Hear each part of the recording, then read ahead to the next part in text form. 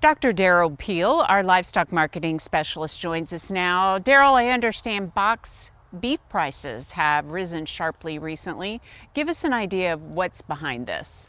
You know, we've seen another strong rally in the last month. If we back up and look at going into the summer, we had an unexpectedly strong April or May and June, early June on box beef, and that's kind of expected going into grilling season, although it was stronger than expected then. It dropped back off from that, as it often does in the heat of summer, and then it's coming back up, and we think of that as being the last buying for Labor Day weekend, if you will, happening in August, but it's stronger than that. We're seeing a very strong rally that's going even higher than it did in May and June. Now, is it specific beef products that are kind of driving this increase in cutout values?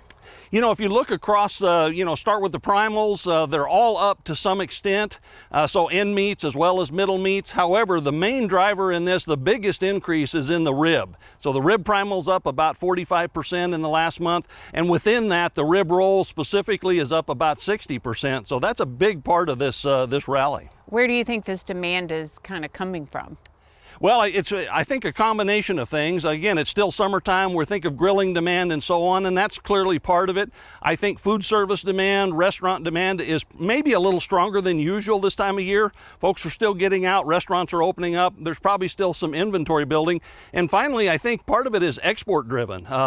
The ribs are exported, as well as some of the like chuck products, and those are up as well. So we won't have the data to confirm that for a while, but I think exports are probably playing a significant role in this. And then with this in mind, how does that translate to cattle markets? Is it positive news we're seeing? Absolutely. You know, we've been seeing improvement in cattle markets. We're sort of poised to really enjoy some stronger prices here in the last part of the year.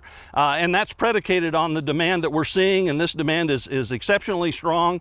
So as we go forward, the cattle number situation is tightening up, improving a little bit, and we're going to be positioned to really take advantage of this strong demand and see some really positive cattle prices in the last part of the year. Okay, we'll look forward to that. Derrell Peel, thanks a lot. We'll see you next time.